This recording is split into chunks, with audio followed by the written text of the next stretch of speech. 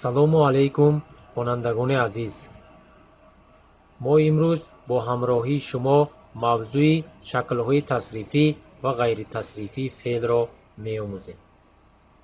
пеш аз мавзӯъро оғоз кардан ман бо шумо бо шиори дарси имрӯза шинос намоям. шифои нодонӣ пурсиш аст. яъне хонандагони азиз, шумо барои аз нодонӣ раҳо ёфтан бояд пурсиданатон лозим аст. ҳамон вақт шумо нодониро шифо менамоед ва бояд доно мегардед.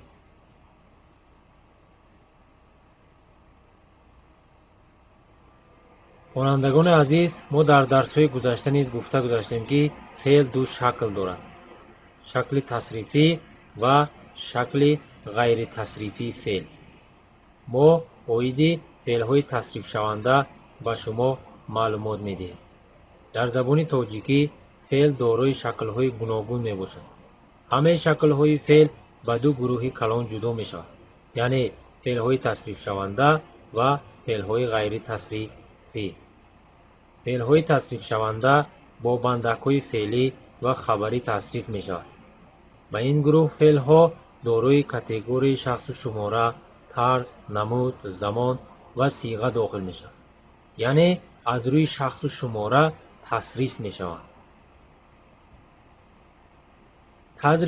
тарзи тасриф шудани феълҳо чунин аст ки ба шумо шинос менамояд.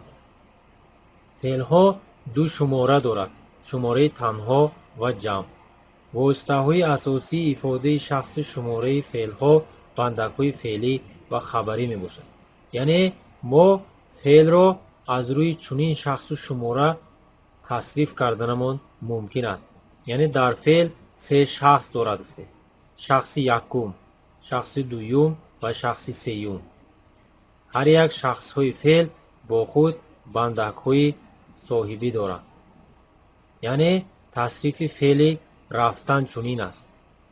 яъне дар якҷоягӣ ман феъли рафтанро чунин тасриф карда медиҳам. мисол: шахси якум ман, шахси дуюм ту, шахси сеюм вай.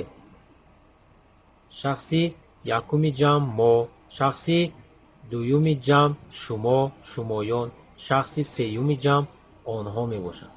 яъне дар вақти тасриф кардан ман рафтам, ту рафтӣ, вай рафт, ё ин ки вай равад. мо рафтем, шумо рафтед, онҳо рафтанд.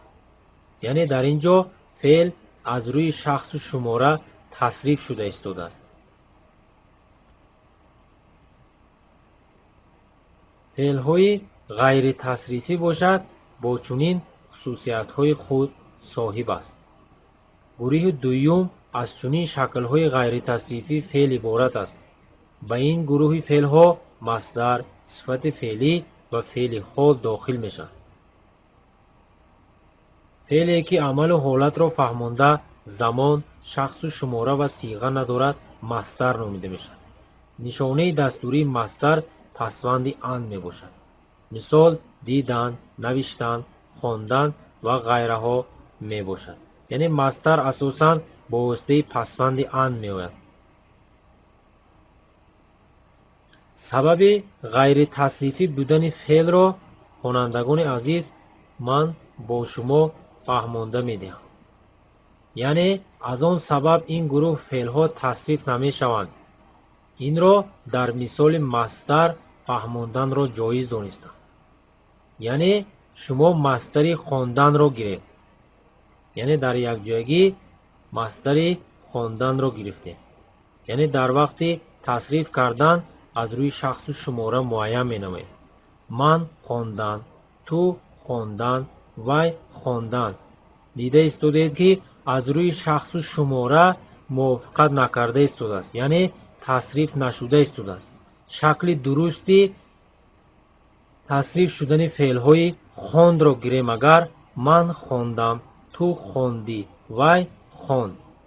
аз ҳамин сабаб феълҳои ғайритасрифӣ гуфта мешавад. хонандагони азиз, бояд дар хотир дошта бошед ки феълҳои ғайритасрифӣ аз рӯи шахсу шумора тасриф намешаванд. аз ҳамин сабаб онро мо феълҳои ғайритасрифӣ мегӯем. хонандагони азиз, барои дарси имрӯзаро мустаҳкам намудан иҷрои машқи 445 аз китоби дарсиятон интихоб менамоед. феълҳои тасрифӣ ва ғайритасрифиро дар алоҳидагӣ наисед.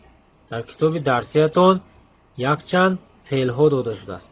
шумо метавонед аз он феълҳо ба ду гурӯҳ ҷудо намоед. феълҳои тасрифиро дар алоҳида, феълҳои ғайритасрифиро низ дар паҳлӯи он навишта, онҳоро аз ҳамдигар ҷудо созед. яъне феълҳои боқимондаро низ муайян намуда бо дафтаратон нависед.